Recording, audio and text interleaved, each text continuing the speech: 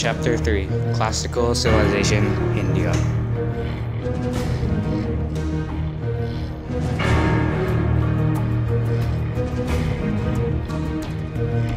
Focus question.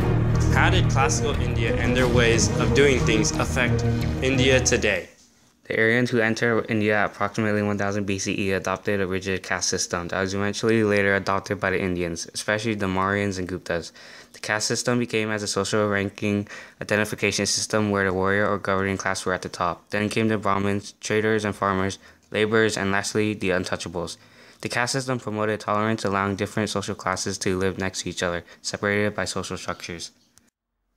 The warriors at the highest level of the caste system and are also called Kshatriyas.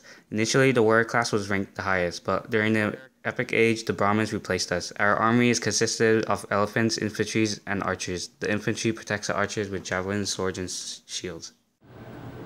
The Brahmins are at the second highest level of the caste system. They serve as connection between the humans and gods. They are also responsible for rituals in temples and homes of Hindus and are fully authorized once they go through rigorous training in Vedas and sacred rituals. Brahmin priests were engaged in attaining the highest spiritual knowledge and stick to different branches of the Vedas. Laborers make up the lowest level of the caste system, also called the Sudras. They had to do the work that was necessary for a country to function as a society and have always been considered inferior to the classes above them. They perform many tasks for the upper classes such as agricultural labor, leather working, and laundering.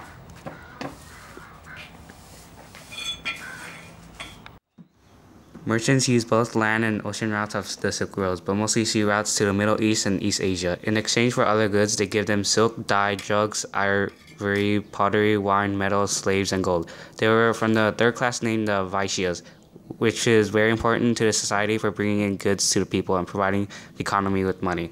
Not only does the population of India depend on them to bring goods in and out, but are also important of diffusing culture and religion to other regions like China. I am exiled and hated by our society today. We are so low in our country that we are not even in the caste system. We do the worst jobs and the jobs that no one ever does.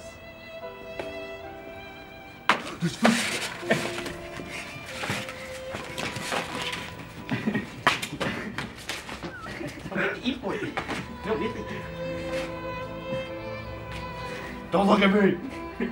During the classical period in India, there were two empires that formed at different times, the Mauryan and the Gupta. I, Chandragupta Maurya, am the sole founder of the Mauryan Empire and the first emperor to unify most of India into one state. Before my power, India was divided into many smaller states, but I then managed to expand the empire to the borders of Bengal, Afghanistan, and the Himalayas with the help of Kautilya, creating the largest Indian empire known to date in my rule, and one of the most powerful governments at that time. Later, Bindusara, my son, helped expand the Mauryan Empire to the south, and then my grandson, Ashoka, continued as a major Mauryan empire in India and continued to grow. I served first as the governor of 2 provinces. I also frequently enjoyed a lifestyle of frequent horseback riding and feasting, and was deeply influenced by Buddhism. When I converted to Buddhism and believed in the Dharma, the law of moral consequences, I thought it would be an ethical guide that might unite and discipline the diverse people under my rule. I sponsored Buddhism and created a number of shrines and temples. I have been appointed by the gods to rule this land. Land that has been achieved through wars, stretching in the north of India from Arabian Sea to the Bay of Bengal. I will appoint my government officials to help me carry out laws to the people, while I will help create new law codes. Our government has its pros and its cons. We managed to create a demanding taxation system. Unfortunately, we weren't able to create an extensive bureaucracy to govern the whole empire. So instead, we appointed local rulers to those who are loyal to the Gupta Empire. My empire also spread law codes. Those that sponsored road building, which served as patrons for cultural activity, as well as art and literature. Overall, the time I reigned in the Gupta Empire has been known as the golden age in Indian history. If I don't create law codes, then society wouldn't be able to function without restrictions of what people can do. Women in classical India were restricted to arranged marriages from their fathers because society in those days were patriarchal. Even if they were restricted to marriages, many of the women are involved in literature and religion. Go, my fellow Kushans! Attack the Mauryan Empire! Charge! I'm tired. The Kushans invaded central India during the Mauryan dynasty under the Emperor Kanishka in 180 BCE. These frequent invasions destroyed and caused the end of the Mauryan Empire. Get open the door!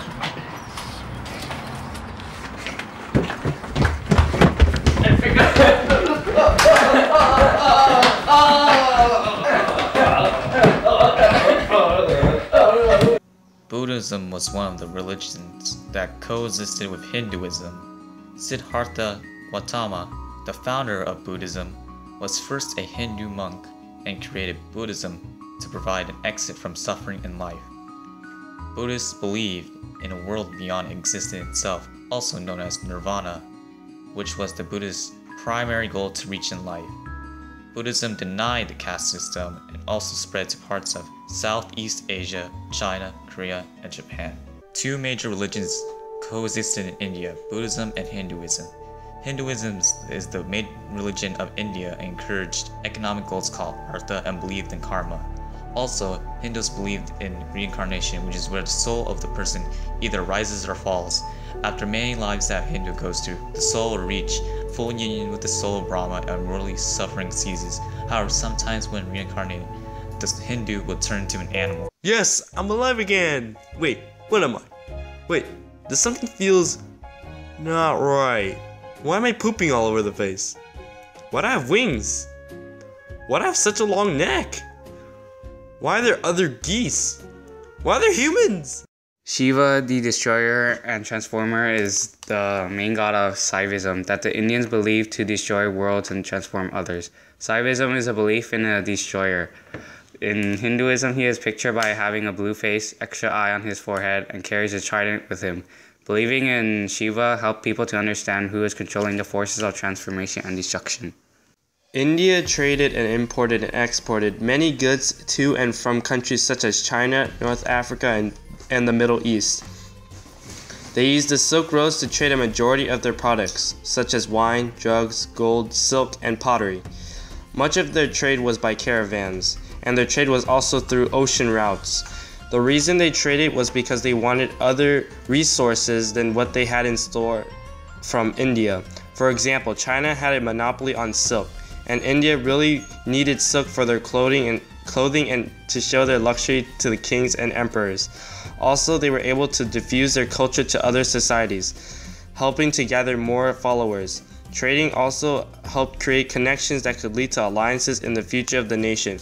Not only goods were traded, but germs such as the flu were spreaded from one person to another through Indian trade. Many other kinds of art culture existed in India. Stupas, shrines, and statues honoring Buddha were built during Ashoka's time as emperor. Sanskrit was the first Indian language and is still being used today in modern India. Indian literature consisted mainly of romance and adventure stories, and the Kama Sutra, the laws of love, and the Upanishads. The Upanishads were a collection of texts in Sanskrit that contained some of the earliest religious concepts of Hinduism. The Upanishads helped to answer philosophy questions of the universe and stress worldly concerns like achieving a divine spirit. In order to answer questions that people thought of, the Brahmins created the Upanishads to stop questions that could contradict authority or religion. The Upanishads helped to extend India's ideas of the universe and give visions of spiritual and philosophical arguments. It would be easier to roll up the entire sky into a small cloth than it would be to attain true happiness without knowing the self. In this quote from the Upanishads, it explains that it is better to solve problems than to discover about oneself. Today in India, Indians continue to eat the same food as during the classical period, such as wheat, rice, chickens, and spices. Now, beef is no longer eaten by Indians since the 7th century, since Indians began to worship and honor cows.